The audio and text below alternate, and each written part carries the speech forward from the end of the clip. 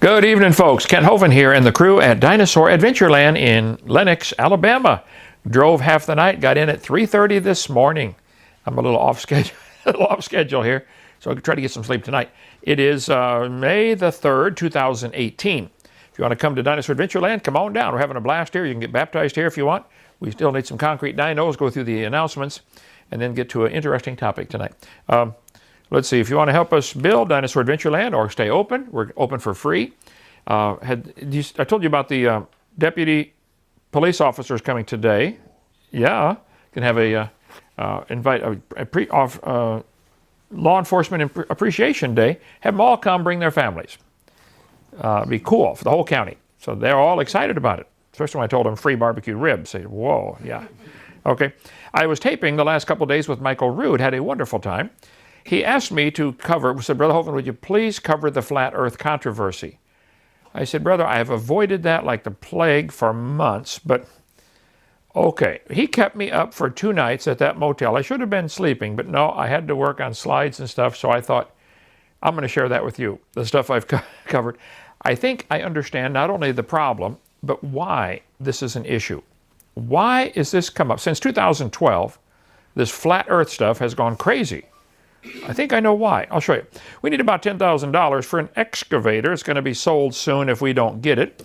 They're worth like $30,000, and the guy's hurting for money and needs it like $10,000. And I talked to the concrete company today in Evergreen Concrete. They want to get our sand, and we sell them sand, and so but they have to bring their machine out to load their own truck. If we had an excavator here, they could only bring the truck and we load it up. So it'd save us. We could make a bunch of money, and we could use it for a year, do all the work we need, and then sell it and make $20,000 off it. So if you want to help us get an excavator for $10,000, we'd like to get one like tomorrow. Some people, that's just pocket change. I don't understand that. That's not my world I live in. I scrape $10 together. Anyway, if you want to be a missionary to DAL for the summer, come on down. We could put you to work down here, be a tour guide to soul winner. As I travel and speak, I need people here that love the Lord, that can give the tours and do the science demos and all that stuff. We need a forklift. Rhonda has a list of all the other stuff we need. We need lots of nails and screws and bolts and nuts. We're always using them. Jeff, how many have we gone through here? Boxes of them. Yeah, and we got more to do. Now we got the 2 bunkhouses. We got to put bathrooms in there, electrical, plumbing. If you can spare a few days, come on down. We can put you to work. We got to get those set up into apartment buildings. Let's see, a pine coneosaurus. We don't need any more pine cones. We got plenty of those. What else? We need 2.5-ton HVAC unit. We mentioned that the other day. Heat pump, if you know somebody's got one, for the my house, which would cover the extra spare bedroom for guests and the kitchen that everybody uses. Brady did a great sample letter to the president, and several people have made comments on my YouTube channel here about that. If you look at the bottom, it tells how to get to that letter that needs to go to President Trump. Okay, Noah's Ark's on display for a few more days. They're coming to get them sometime at the end of this month, I think, if you want to come down and see them. If you'd like to join the 777 Club, $1 a day, $31 a month, just send $31 and then email Dr. Dino at drdino.com and say, I want to join, and you get your name on the plaque out there for those that are members of the 777 Club to help us stay open for free. Just make any checks to CSE, Creation Science Evangelism. Let's see. The most creative sign contest is over. Go to drdino.com and vote. They're all up there. And you get 1 vote per computer. If you got 2 or 3 computers in your house, you could go to the other computer and vote again, I guess. But you can, and by next Wednesday, we will tell you the winner, like the Sea Rock City kind of stuff, or Wall Drug. We've talked about all that before. First place, $250. So you can vote on the signs on the website, drdino.com. Okay. Gideon, in the book of Judges, Gideon and the 300 that were with him came into the outside of the camp at the beginning of the middle watch. And they had but newly set the watch, and they blew the trumpets and brake the pitchers that were in their hands. And the 3 companies blew the trumpets and brake the pitchers, and held the lamps in their left hands and the trumpets in their right hands to blow withal. And they cried the sword of the Lord and of Gideon. And they stood every man in his place round about the camp. There's 300 guys around the enemy camp, blowing trumpets, shining lights. Make noise and shine the light. That's all you got to do. And the host ran and cried and fled, and the 300 blew the trumpets, and the Lord set every man's sword against his fellow. Here's this monster army down there, and 300 men just made a lot of noise and shined the light, and they all started fighting each other, and Gideon's men just stood back and let them fight, duke it out. If you can get your enemy to start fighting each other, infighting, the battle's easy, right? It's a great lesson to learn. In 1 Samuel chapter 17, Jonathan, Saul's son, climbed up upon his hands and upon his feet, and his armor-bearer after him, and they fell before Jonathan, and his armor-bearer slew after him. And the first slaughter which Jonathan and his armor-bearer made was about 20 men, within, as it were, an half an acre of land, which a yoke of oxen might plow. And there was a trembling in the host. There was a giant army had come to attack King Saul. And the spoilers, let's see, they trembled, and the earth quaked. It was a great trembling. And the watchmen of Saul in Gibeah of Benjamin looked, and behold, the multitude melted away, and they went on beating down one another. Whoa, this is what you want to get. Your enemy fighting each other saves a lot of bullets on your part. Let them all fight each other. Perfect, classic Warfare 101. In Acts chapter 23, Paul had been arrested for his preaching, like a good preacher ought to be once in a while. And when Paul perceived that the one part were Sadducees and the other Pharisees. Now the Sadducees were those who did not believe in the resurrection, so they're sad, you see. And the other were Pharisees. He cried out in the council, Men and brethren, I am a Pharisee, the son of a Pharisee, and of the hope and resurrection of the dead I am called in question. And when he'd so said, there arose a dissension, an argument, a disagreement between the Pharisees and the Sadducees, and the multitude was divided. So in Acts 23, Paul used classic Warfare 101, get your enemy divided. Get them fighting each other. It makes them much easier to conquer. And if you read the passage, they left him alone, let him go. Okay, so there arose a great dissension, and the captain had to come rescue him. They were going to tear Paul apart. So the government got involved and rescued Paul from these morons fighting over what Paul was teaching. So Psalm chapter 8, King David said, When I consider thy heavens, the work of thy fingers, the moon, the stars, which thou hast ordained, what is man that thou art mindful of him, or the son of man that thou visitest him? Classic chapter. When we look at the earth or the solar system, we should say, wow, what a mighty God we serve. But here we have Christians, God's children, I think most of them are honestly Christians, fighting each other over is the earth flat or not. And it's becoming a vicious fight in the last 6 years. Here's some comments on our YouTube channel yesterday. You can go, Dr. Kent Hovind Official, go to yesterday's broadcast I did from Charlotte. I got in at 3 this morning. And Truth Faction writes, I love you, Doc, but the earth and the light came before the sun. The earth sits on a foundation. Only Jesus Saves wrote, It's flat, brother, as well as being littered with remains of life turned stone. This is talking about the big monument, Devil's Tower in Wyoming. That is obviously the neck of a volcano that they're saying is a giant tree stump. That is dumb, not true. It is a volcano. It is not a giant tree stump. Now, there were giants in the earth, and there are some remains of awfully big giants. Is that Joe Taylor book here? Yeah, this is classic. Giants Against Evolution, $39. You get it straight from Joe Taylor, mountblanco.com. But it covers all kinds of evidence of gigantic plants and gigantic insects and gigantic people. Get a hold of Joe Taylor, mountblanco.com. But there's no question there were giants. But that that volcano is not a giant tree stump. Stop saying that. You're making yourself look dumb. Okay. Let's see. Gray Wolf writes in, I would really like to see a live discussion between you, Dr. Kent, and Rob Skiba. I don't know. I've heard of Rob Skiba. I've seen some of his stuff on the internet. I don't think I've ever met him. I don't want to get into a debate on this topic. I think I'm done with it. I keep trying to be done with it. It'll come up again. But this has divided Christians, and somebody's got to stop this. This is insane. Because he does a lot of experimenting, and he comes from a Baptist church like you do. Please make it happen. I think the things will really turn interesting both for you and for us, okay? Here we go. Kana writes in, Flat Earth proves the Bible's account. So man has told you it's wrong and shows you the Helos model, heliocentric. There is 666 all over that theory, yet you subscribe to it. Kana, listen carefully. The Earth goes around the sun, and it just happens to be 66,600 miles an hour. Listen to that carefully. Miles per hour. That just happens to be our current system of measuring things. You could do it in kilometers per hour or kilometers per second or any other, and you would get a different number. The number 6 is not evil. It comes after 5. It's okay to write the number 6. Actually, it's okay to write 3 of them in a row. 666 comes after 665. Okay? Now, it is true Satan's going to use that, I understand. It's in Revelation 13. But that doesn't mean just the fact that we go around the earth, around the sun, 66,600 miles an hour, therefore the earth is flat and doesn't move. That is not logic. Okay? Think about it for 5 minutes. Okay. T. Carp writes in, Kent, you're wrong about the flat earth. The Bible describes it. It's flat underneath and a dome on pillars. Path is narrow wrote yesterday, Kent, you're world champ at debunking evolution when it comes to the time of Jacob's trouble and the flat earth. You're terribly weak, most likely incorrect. This is the kind of stuff I deal with on our YouTube channel every day. Read the comments. Let me give you the Hovind theory. The entire flat earth movement was reintroduced about 2012, 6 years ago, probably by atheists. Here's the reason. I'm going to give you 5 reasons now and save number 6 to the end. This is controversial. You know me, Lady Di, I try to avoid controversy, right? Okay. I think atheists did this to get Christians fighting each other. And it's working. This is most all of the people supporting the flat earth movement are doing it because they think it supports the Bible.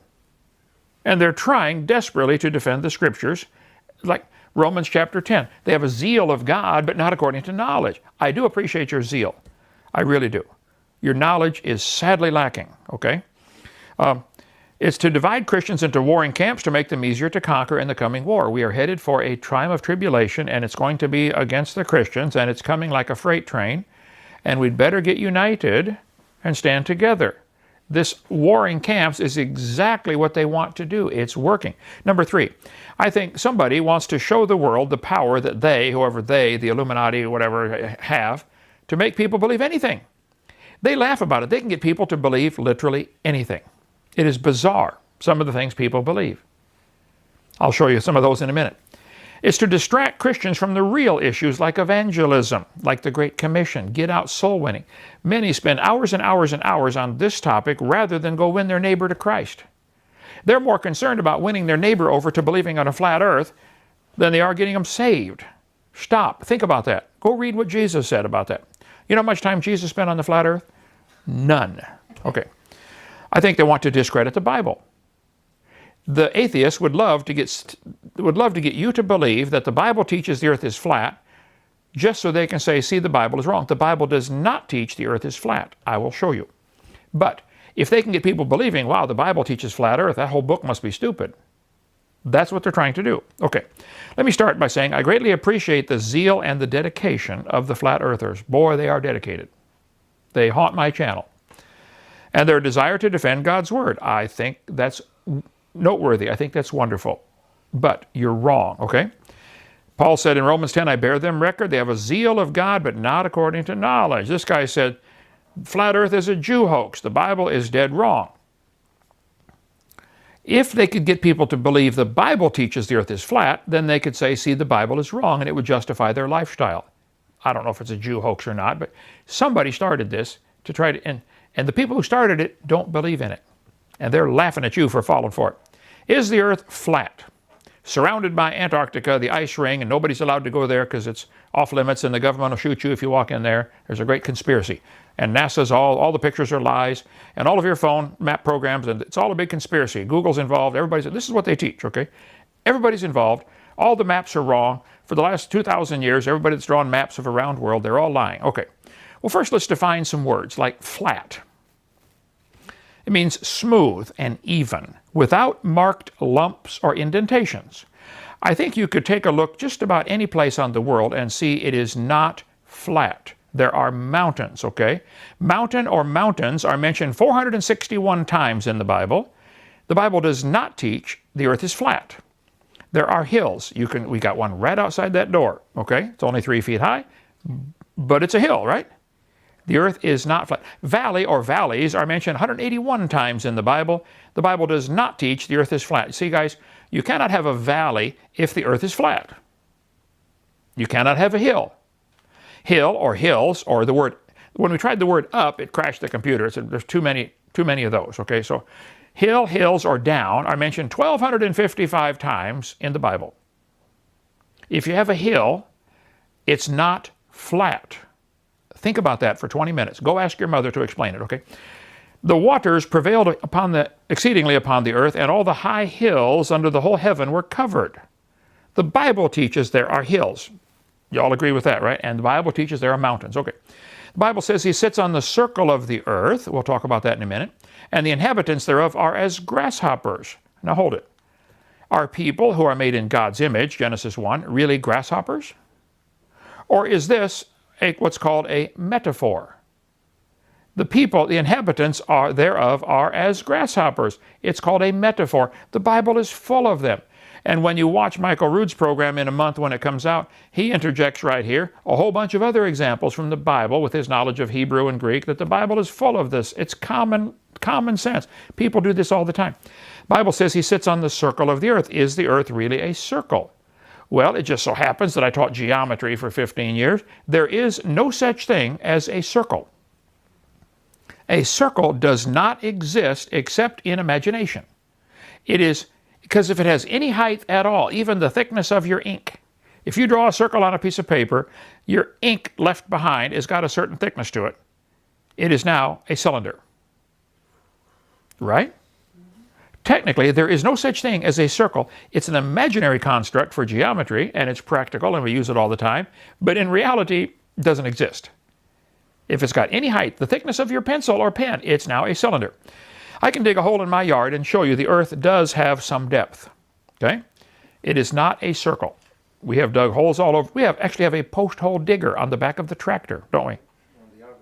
And yeah, it's not. Daryl, you've been digging in the earth for years. 2,300 feet. I pushed for 2,300 feet.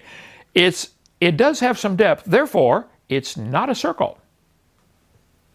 It might be a cylinder, but it's not a circle. Okay. An infinite number of circles can be drawn through any point on any sphere. I could pick a spot right here and draw circles this way, bigger ones, bigger ones, bigger ones. I could draw around this way. I could go this way, this way, this way. I could draw an infinite number of circles through any one point on a sphere. Is God sitting on the circle of the earth an obvious metaphor? Yes, it is. God could be sitting on one spot on a sphere, on a ball, and still be sitting on trillions of circles. Okay. Bible says he stretcheth out the heavens as a curtain and spreadeth them out as a tent to dwell in. Now hold on. Is the heaven that we see above us a curtain or a tent? Or is this a metaphor? I think it's pretty obviously a figure of speech, a metaphor. I don't know how much of this you understand with your Russian, but I'm sure Russian language has many metaphors also. Probably all languages do. Freddie, you speak fluent Spanish. Do they have metaphors? Of course. A Romanian? Yeah, okay. Psalm 91. He that dwelleth in the secret place of the Most High shall abide under the shadow of the Almighty. Now hold on a minute. Does the Almighty God have a shadow? The Bible says God is a spirit. How can a spirit have a shadow? Think about that. That's a metaphor, okay? I will say to the Lord, of the Lord, he is my refuge and my fortress, my God, in him will I trust. Is God a brick building? Or is this a metaphor? It's obviously a figure of speech. He shall cover thee with his feathers, and under his wing shalt thou trust. His truth shall be thy shield and buckler. Is God a chicken? Does he have wings? Or is this a metaphor? Think about it. Thou hast lifted up thyself, God in whose, he's talking about Belshazzar, the wicked king in Babylon, the God in whose hand thy breath is. Does God actually hold his breath and have to say, here's another one, here's another one? Is God holding, this is a metaphor, to hold his breath in your hand. Daniel's saying, God can shut off your air anytime he wants. But God has other things to do than sit around and hand everybody a breath every time they need one, okay?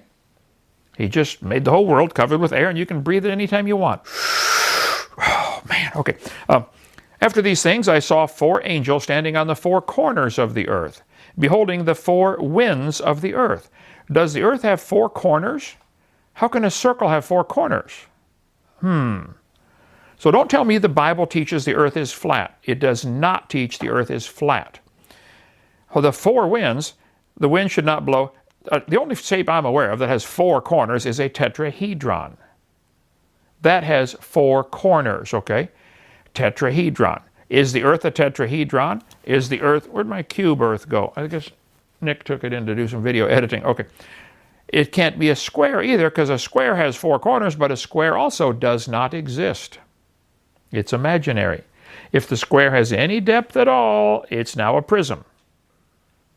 So it can't be a square or a circle. Okay. What's this about the 4 winds? Now hold it. The Bible talks about the south wind, the north wind, the changing winds, the whirlwind, the east wind, the west wind. There are winds that blow every possible direction you can think of. Northeast, southeast, northwest. The wind blows up sometimes, straight up. Sometimes the wind blows straight down. There are more than 4 winds, so it's an obvious metaphor to say the 4 winds, or they came from the 4 corners of the earth. It's a metaphor. The Bible says the world is established, that it cannot be moved. The flat earthers, like some of the comments I got yesterday, the earth is solid, it can't move. This is ludicrous. Is the earth really flat and unmovable? Well, let's see. The earth shook and trembled in 2 Samuel chapter 22. Apparently it moved. The earth shook and trembled. The foundations of the hills moved and were shaken. Oh, it moved again. Psalm 18, Psalm 99. Let the earth be moved. Okay. Isaiah 24. The earth is moved exceedingly. The earth shall reel to and fro like a drunkard. Apparently the earth can be moved. So the idea that the earth is spinning and going around the sun does not contradict Scripture. It's an obvious metaphor. It is so big and so heavy that you and I probably can't do much to change it and move it. It's plenty massive. Okay. The noise of the taking of Babylon, the earth is moved. Okay, so the earth is movable. Is the earth flat? Well, let's look at the science. The Bible does not teach it's flat and unmovable. Okay? Half of the earth is lit up and half of it is dark all the time. I have people all over the world that are friends of mine. I could call somebody right now. I could call AJ in India. I would predict probably the sun is coming up over there about now. I don't know what time zone he's in. I could find out here. Just about the opposite of us in India. We could call him right now. I got his number in my phone. He called me today. I would say, AJ, what's it doing? He said, well, it's morning time over here. We're getting up. Well, it's getting dark here. How could the earth be half lit and half dark all the time? I have been to, let's see, 37 countries, all 50 states. We have time zones. I think most people agree the earth is dark half the time and light half the time. Does the sun have a skirt on it? Is it a flashlight going around?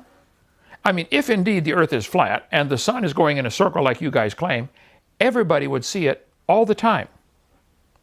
You can't have nighttime with your flat earth. It can't happen.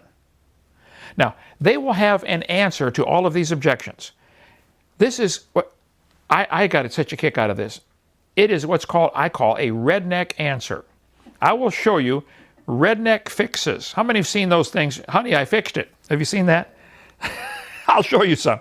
The answers they give are redneck answers, redneck fixes. All right, I'll show you. There is a phenomenon on Earth called the Coriolis effect. A Frenchman named Gustave something or other Coriolis discovered back in the early 1800s that the swirling patterns of the air and of the water can be studied and mapped. Why does the Earth have swirling patterns? Well, see, back in the 1800s, they were sailing around the world, and it's very important in a sailing boat to try to get a little extra gas mileage by having the wind behind you, or better yet, the wind and the current behind you. So they wanted to study the currents of the oceans. Why do the oceans spin at all? Why is there a Gulf Stream? Why is there a North Atlantic current and a South Atlantic current? It's because of what is called the Coriolis effect. If you've ever played football, you know if you're throwing a pass to somebody and he's running across the field this way, you're going to throw he's running this way. The quarterback has to do all kinds of mathematics in his head without thinking. How far is he away? How fast can I throw it? Where is he going to be when the ball gets there? You don't want to throw it at him. You want to throw it where he's going to be. Snipers, long-range snipers have to watch this carefully. They got to really be genius at mathematics, because if you're shooting north or south, if you're moving at 1,000 miles an hour at the equator and your target is moving only 900 miles an hour, because he's further north, and they do move different speeds because of the circle getting smaller, he has to figure out where to shoot based on, is he shooting east, west, north, south, what angle? There's a whole lot of mathematics to a long-range shot. If you fired a missile from Florida to equator, you have to figure, okay, it's going to take 30 minutes to get there. In 30 minutes, this has moved. So just like throwing the football, leading the person, you'd have to lead the target. If you're if you're shooting north, you have to shoot behind the target, and your bullet will catch up to it, or the missile. There's a whole lot of mathematics to shooting north or south long distances because of the Coriolis effect. Simple mathematics 101. So the Gulf Stream in the Gulf of Mexico swirls. Then it comes out and makes a giant swirl in the North Atlantic Ocean. You say, who cares? Well, this happened down in Pensacola. It just so happens there's an obvious sign of the Gulf Stream moving stuff. This is Pensacola Harbor. There's the city of Pensacola, where I lived for 30 years. There is a beach sticking way out here called Gulf Breeze. You've been there. There's another peninsula way out here where they have Fort Pickens and a beautiful beach for like 12 miles of white sand, okay? Why are these peninsulas out here anyway? What happened? What would form a long, skinny beach peninsula? Well, part of it is the waves coming in from the Gulf. That has a habit of knocking sand off and dragging it out and dropping it a certain distance out. That's another story. But it's interesting. The ships would come in the harbor and have to go over here to Pensacola. If you look at the Escambia River where it came down, this island is growing longer. In the last 150 years, it's grown 1 mile. I'll show you. You do the math, you say, hold it. This peninsula cannot be millions of years old. It can only be a few thousand years old. I think after Noah's flood, the Escambia River came straight out here, and gradually, because of the Gulf Stream, it is picking up sand over here, dropping it over here, and making this peninsula get longer. I'll show you. Before the Civil War, there were 3 forts built to protect Pensacola Harbor. There was Fort Pickens, Fort McRae, and Fort Barrancas. Now, back in those days, they wanted to protect, enemy ship comes in, they want to shoot them. But their cannons didn't go very far. They shooting a big steel ball. Fort Pickens could only reach that far, so they could just sail around it. So Fort McRae has what's called overlapping range. Somebody can hit it. And then Fort Barrancas has another overlapping range. So they built these 3 forts to protect the harbor. They could have done it with 1 if they had cannons would shoot far enough, but they didn't. So that's what they did with 3 forts to protect the harbor. Now, the Gulf Stream is going this way, swirling clockwise north of the equator. What happens is it's picking up sand over here and dropping it over here. Sand is picked up from this side, dropped over here on this side. This peninsula is growing longer, this one's growing shorter. Fort McRae, built 140 years ago, has nearly disappeared. It's almost gone. It's washed into the Gulf. Fort Pickens is now a mile away from the water. That peninsula has grown a full mile just in 140 years since the Civil War.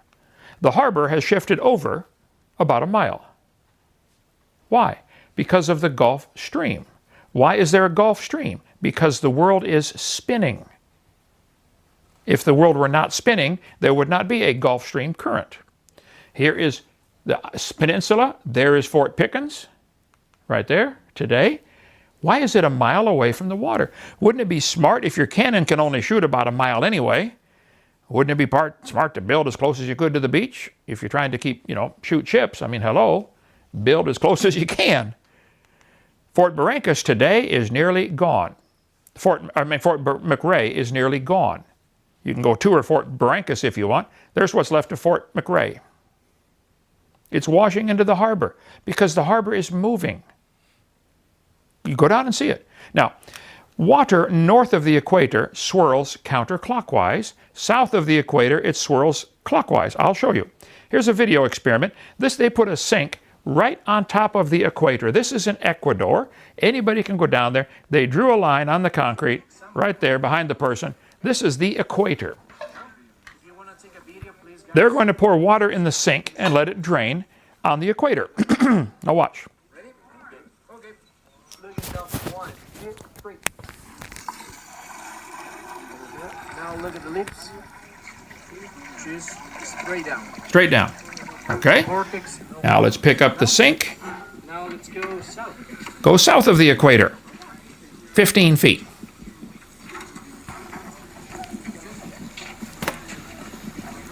Plug the sink, fill it with water, let it stabilize a minute, Ready, guys? pull the plug, drop some leaves in. Break.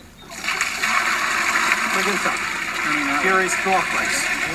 Why does it swirl south of the equator and not swirl on the equator? Called the Coriolis effect, because the Earth is spinning. Now let's take it north of the equator, 15 feet away from the equator. You can Google, I forget the name of this thing, but just Google, does water swirl north or south of the equator? It comes up, there's a bunch of video clips of this kind of stuff. Okay, we're going to fill the sink with water. It's going to swirl the other direction. I promise you. Pull the plug, drop in the leaves, and it swirls counterclockwise north of the equator. Your toilet will do the same thing, maybe. There are other factors involved with the toilet because it's so small. The difference in the speed of the spinning of the Earth over 6 inches may not be great enough to see this. Plus, it may be designed where the water coming out of the tank goes down through the jets and already starts a swirl. If you eliminated all of those factors, it would swirl one way north of the equator and the other way south of the equator. There are things that can influence a small thing like a toilet or a sink, but with still water, it'll do that. Now, there are several well-studied things that happen to light traveling over water or through different temperatures of air. If the water is warm and the air is cold, the warm water will heat up a layer of air and you can get a layer of hot air trapped under the cold air. It can't find a way to escape. Normally hot air rises, cold air sinks, but if the whole thing is that way, it has to find a way to escape, and until then, you get a phenomena called inversion, or lensing, or mirages can happen. Which one is the ship? Mirages are well-studied phenomena. They happen because close to the surface, especially when it's really hot in the desert, people think they're seeing water. Oh, there's water. They're not seeing water. It's the hot air coming off the desert, and it's making layers in the air called inversion. So it is possible for you to see something that's actually 100 miles away, to think you see something 100 miles away when it's not there at all, called a mirage. How about, ever driven on the hot highways? It looks like there's water dancing out there. It's not, there's no water there. It's a mirage. It is possible with atmospheric lensing, with a curved Earth, to see over the horizon and see a city that is not visible. It is actually possible, because of atmospheric layers, to see the sun long after it's gone down, because the air bends the light. So the flat earthers will say, so on some days you can look out and see Chicago from 60 miles away. That is possible depending on the water temperature, the air temperature, and what kind of lensing. That's correct. It could happen. Why doesn't it happen every day, fellas? Some days it happens, some days it doesn't. Here's a flat earther put this up. He said, atmospheric lensing bends light downward.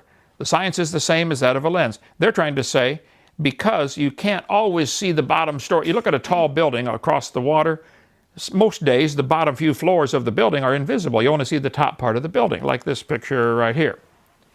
On a totally flat surface, you just made this much disappear due to atmospheric lensing. So they will look at a city across water, which has a curve to it, and you can't see the bottom 5 floors or 10 floors of the building. And they'll say, well, yeah, that's because of atmospheric lensing. They'll try to use the phenomena that actually proves their theory wrong to prove it's right. This is one of their redneck fixes. I'll get into that in a minute, okay? Flat Earth Ultimate Debunking Obliteration, YouTube. There is a fabulous video out. It's only 15 minutes long, I think. It shows 10 simple ways, scientific ways to debunk the flat Earth. That's the title of it. Go to YouTube, type in Flat Earth Ultimate Debunking Obliteration. Okay, now, the Earth is a ball. It has a radius. You can do all the math on this. It's not that complicated. A 6-foot man should see just under 3 miles to the horizon. The Golden Gate Bridge was built. The pillars, the support pillars, are about 3/4 of a mile apart. I think it's 4,000 feet. In 4,000 feet, both pillars are perpendicular to the Earth, but they're 2 inches out of parallel. Why? Because the Earth is round, okay? It is curved. They had to build them out of parallel. Now, it is possible for a 6-foot person to see another 6-foot person 6 miles away. They would see down to the surface of the earth and then see their head sticking up over there. You can go to Lake Pontchartrain in New Orleans. There's power lines going across that Lake Pontchartrain. You can see the curvature of the earth right there with those power lines. And it's not a mirage. It's not atmospheric lensing. The earth is curved, okay? In the northern hemisphere, you see certain star patterns and constellations. They're different from what you see in the southern hemisphere. If the earth was flat, everybody in the world could see the North Star. Why can't people south of the equator see the North Star? Why can't they see the Big Dipper? Well, they can see part of it. That's why Alaska is the land of the Big Dipper. They use that as Alaska's the land of the... You were up in Alaska for... When you walk out, the Big Dipper is literally right in your face. Right in your face. Right there. The whole constellation is, which it is not here. It's not here. If you take pictures, time-lapse photography of the stars, you'll see them moving, appear to be moving, around a spot called the North Star. If you go further north, that spot moves higher and higher. Alaska is latitude, let's see, 60, you were up about... Arctic Circle, right on the Arctic Circle. So you're 23 degrees off the, okay. North Fairbanks, right on, literally on the Arctic Circle. So the North Star, if you get on the North Pole, the North Star is above you up here. Where we are, we have to see the North Star about this angle. How can that be if the Earth is flat? How could the constellations be different? They have a redneck answer for it, okay? You can make a pendulum. I've done this before. We need to get one of these Dinosaur Adventureland. You get a big heavy weight like a bowling ball, let it swing back and forth like a pendulum. It will gradually start to turn. Now, a pendulum will not change its direction unless acted on by an outside force. So if you have a pendulum that is swinging, if you were on the North Pole swinging a pendulum from a helicopter, you would see the Earth turn under your pendulum. If you're on the equator, you would not see it turn because it's going to be swinging and going to be following straight with you, okay? So on the equator, it won't work. It's called the Foucault pendulum. Any distance between the equator and the North Pole, you will get a different angle, which is measurable and actually predictable based on your latitude, okay? Many large museums, Smithsonian, etc., they have a Foucault pendulum with a big 2-ton ball swinging back and forth, and it gradually moves over and knocks the pins down. It's a clock. How many have seen those before? Using the pendulum as a clock. Why? It wouldn't work unless the Earth were spinning. The Earth is turning, okay? Flat Earthers dismiss all the photographic evidence. I mean, there have been thousands of pictures taken from space showing the Earth is round. It's curved. Okay. Now, they sent up a rocket called the Go Fast rocket. They went up, I think they said 73 miles, I believe. Some guys privately funded sent up a rocket and took a bunch of pictures. And they could see a little bit of curvature, and they said, well, that's because of the lenses on the camera.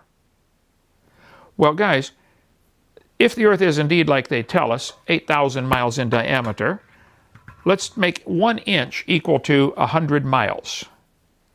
We would have to make the Earth about 7 feet across. If we made a 7-foot globe, that would be 1 inch is 100 miles. They went up 3/4 of an inch. If you were 3/4 of an inch above a 7-foot ball, you probably wouldn't see a lot of curve, would you? No. All the photographic evidence, here's Florida. There are tons of photographic evidence showing the Earth is indeed a curve. They will dismiss this with their redneck answer. The shadow that the Earth casts on the moon.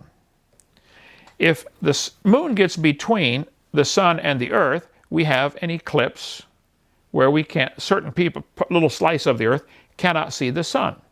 It's not big enough to cover the whole Earth. The shadow of the moon is too small. Now, the shadow of the Earth is big enough to cover the whole moon, but the shadow of the moon is not big enough to cover the whole Earth. It actually makes 2 parts to the shadow, the really dark part and the umbra and the penumbra. Who cares? You can get into all that. But just last year, the dark shadow of the moon went clear across the United States, didn't it? This is predictable years ahead of time, exactly where it's going to fall, the shadow, because it's obvious the moon is round. It's obvious the sun is round. It's obvious all the other planets are round. It's also, when the Earth makes a shadow on the moon, another eclipse, it lasts long enough that if the Earth were indeed a flat circle and the moon is moving, the shadow should be oval-shaped instead of round. We're getting a round shadow all the time. So the shadow on the Earth, of the Earth on the Moon over long periods of time proves that the Earth is round and that it spins. Interesting. The Earth's shadow has a curve to it. That's because the Earth has a curve to it. Okay? Direct observation over many centuries has proven clearly that all of the planets and the Sun spin. The Sun spins around once every 25 days. You can see the spots moving on the solar sunspots. The planets all are spinning. That's been directly observed. They see them spinning. Now, why would God make one planet, i.e. Earth, different?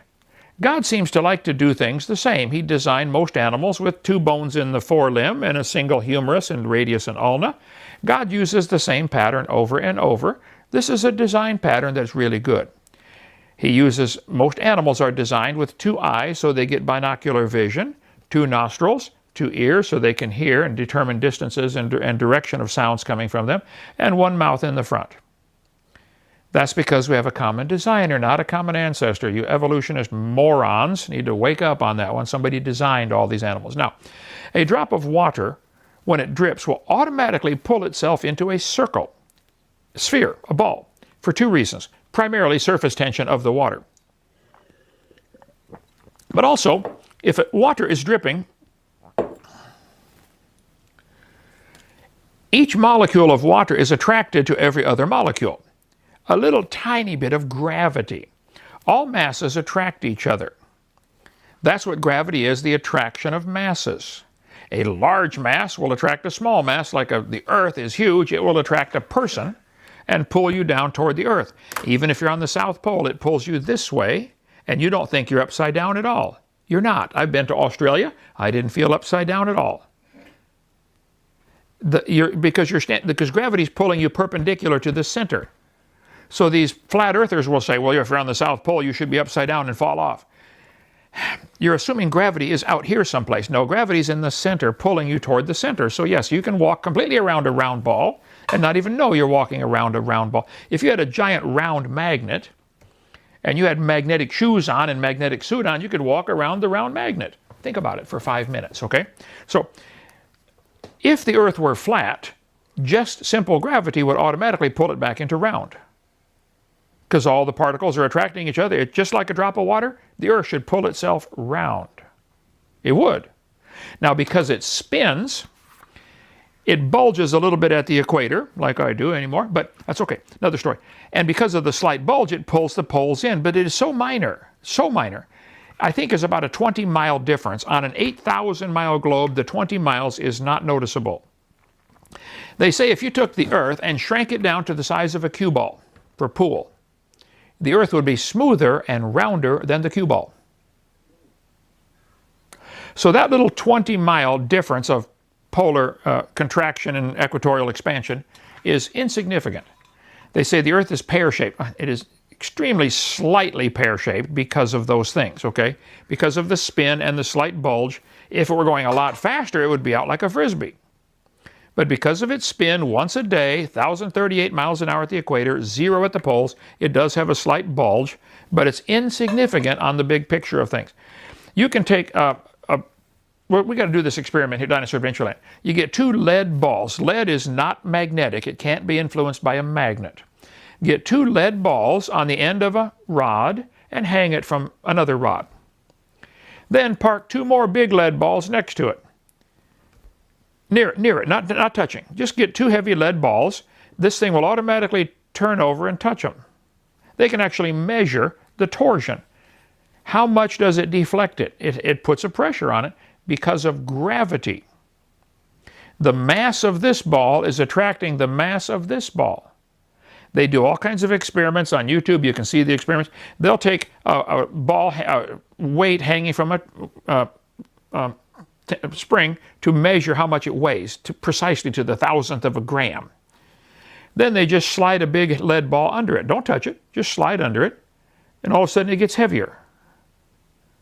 Why would it get heavier just by sliding a lead ball under it? It's not magnetic attraction. It's gravitational attraction. Because masses attract each other. That's the phenomena that God created called gravity. Okay. Every particle of Earth attracts every other particle. The Earth would automatically pull itself into a round ball if it were flat. Now, flat earthers have an answer to just about every theory you can bring up and every question. I'm sure they've got an answer to all of these, and there'll be 50 YouTubes made on this broadcast. Enjoy yourself. Okay. I've not seen any answer that cannot be refuted, but it's a waste of time to me. I have a different dragon to slay, evolution.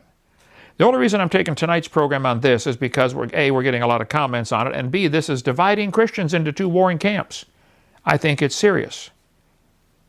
I think somebody's laughing at you. Their answers remind me of redneck fixes. Hey, honey, I fixed it. The hood won't blow up anymore.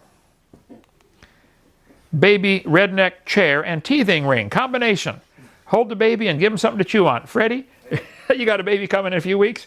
Here you go, brother. Get a water. Isn't that hilarious?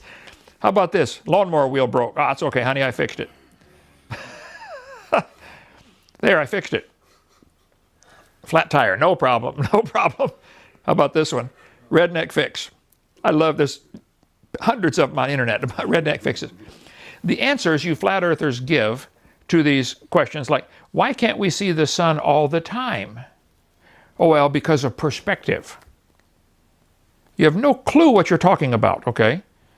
They'll say, well, the sun's only 30,000 miles up there, some ridiculous number. No, it is 93 million miles away, and it spins, and we go around it.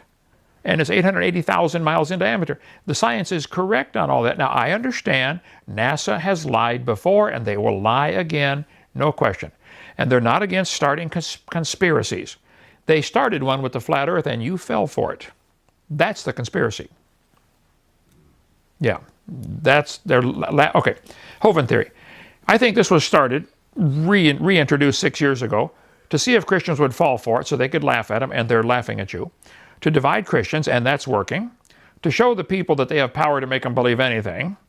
To distract Christians from the real issues, to discredit the Bible. And number 6, to give Satan and his fallen angel something to laugh about. They know they can get some people to believe anything. I think they're laughing at you for believing this. Millions of Christians are using the fish symbol, thinking this is a Christian symbol. You husbands and wives, get alone, get away from the children, and Google Egyptian fish god and see where that symbol came from. Stop using that, okay? They're laughing at you. There are over 1 billion Muslims now that the devil has got them thinking they are doing God's service by killing Christians. Don't they? They really believe that. Boy, if I kill a Christian, God's happy with me. The devil is laughing at you for falling for something so stupid. Many millions of people believe they evolved from an ape-like ancestor. You evolutionists who believe this is your grandpa, the devil is laughing at you. He's glad you believe it, and he really likes the fact that you're teaching it to other kids. But he's laughing at you but he knows it's not true. And he's laughing at you. Many millions of people believe the Big Bang, where nothing exploded and made everything. Think about that for 5 minutes.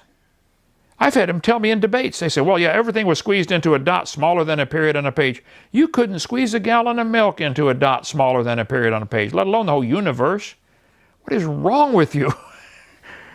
The devil is laughing at you for believing something so stupid. Wake up, man. Think about it, okay? There are 15 million Mormons believing that they will someday become God and have thousands of wives if they obey Joseph Smith. I had 2 of them come to my door when I first moved to Pensacola. They said, Mr. Hovind, we'd like to talk to you about the Lord. I said, that'd be great, fellas. Whose Lord would you like to talk about, yours or mine? They said, oh, we serve the same God. I said, oh, no, you got a very different God. I said, does your God have a body like mine? They said, yeah. I said, well, my Bible says God is a spirit. I said, does your God live on the planet Kolob? They said, yeah, he does. I said, does your God have thousands of wives? Does your God have normal sexual relations with those wives to produce spirit babies in heaven? They said, oh yeah, the Book of Mormon right over there. There's another one right here. They said, oh yeah, he produces spirit babies in heaven. Now he does that in heaven with the same way human couples do it on earth. The human couple produces the body and your God in heaven produces the spirit in the same way. Is that right? Oh yeah, yep, right. Normal sexual relations. Okay. I said, now if it's a good spirit baby up in heaven, it comes down and gets a white-skinned body. But if it's a bad spirit baby, it gets a black-skinned body. Is that what you guys believe? They were quiet for a minute. One of them looked at the other one. He said, well, you're not supposed to know that, but yeah, that is what we teach. And that is what you teach, okay? I said, now guys, there are 2 babies born on earth every second. 2 a second are born. That's not how many attempts are made. Trust me, there are many more than that. But 2 a second are born. And your God is producing a spirit baby in the same way for each one. I don't think you could last 5 seconds. 2 a second. He has got 15 million moron Mormons believing Joseph Smith. What a pervert that fellow was. Think about it, guys. And the devil is laughing at you for believing that idiot Joseph Smith. And you poor Mormons, you need to stop and think, man, have you analyzed what you really believe and thought about it? You have to have your holy underwear on or the devil can get you. They do. They wear holy underwear with a Masonic Lodge symbol over each nipple and on their thigh. You know I'm telling you the truth. The devil is having a heyday. He thinks this is hilarious. He's got 15 million people believing this. They're laughing. There are 8 million Jehovah's Witnesses believe they will inherit the kingdom if they work hard. Exactly what Cain did. God, look at my works, okay?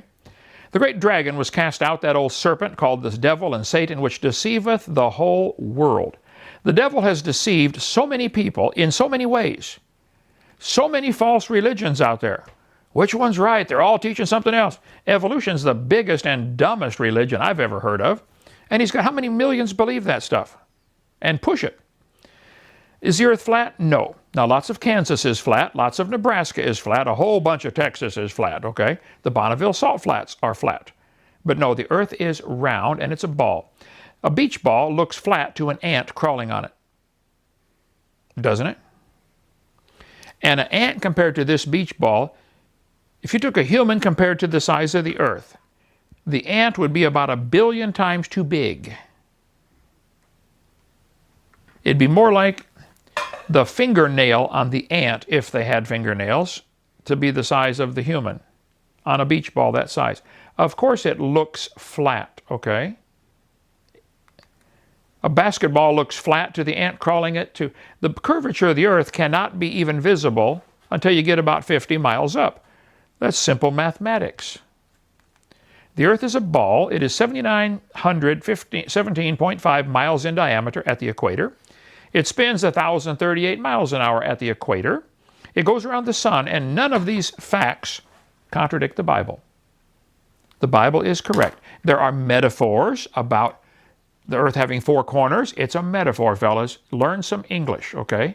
It is scientifically a fact the earth spins, the earth goes around the sun, and nobody pays me to teach this. I'm not part of any conspiracy. I didn't get a letter from the Illuminati saying you better teach this, okay? I'm about as anti-New World Order as they get. I spent nearly 9 years in prison for standing up for my beliefs, okay? And I would do it again if I had to. I think we should stand up for what's right, okay? I am not hired by anybody to teach these things. This is the science. Now, I think the earth can spin and go around the sun and still be the center of God's attention. It doesn't have to be the center of the universe with everything going around it. It doesn't have to be. If all the stars are going around the earth, you know how fast they'd have to be going? Much simpler to say the earth is spinning, causing them to look like they're going. They could be sitting perfectly still and look like they're moving across the sky just by the spin of the earth. That's simple. Common sense 101. They couldn't move fast enough to go around the earth every 24 hours. They would have to go a zillion times more than the speed of light. It's not happening. I'm sorry. It's just not happening. If the earth is flat and the sun is going in a circle around it, what is the force causing the sun to change directions all the time? To make anything go in a circle like that, you would have to have something holding it in. Well, that's what gravity is. Where's the string holding the sun on this tether so it stays in a circle around the earth? I feel sorry for you flat earthers. I'm sure I'm going to get 1,000 negative comments and people are going to unsubscribe. Good. We don't want you. Okay, go somewhere else. But I want to help. I am concerned for the bigger picture that we have got Christians fighting each other, and this is what concerns me. I think it's dumb. I think you fell for the line of Satan, and I think God made the world, and God loves the world, and we are the center. This is the only place where life exists. This is it. And you need to be saved and born again to go to heaven. So, was that controversial enough, Jeff? Yes, it was. Think so? Good. Rough. All right, come visit Dinosaur Adventureland. Subscribe to our channel, give us a thumbs up, or if you don't like us, go away. And you guys that have 14 accounts, pretending you're 14 different people so you can make comments, get a job. Get out of your mother's basement. I saw a sign yesterday, McDonald's is hiring. Go get a job. Okay, thank you. See you tomorrow. Bye. Okay.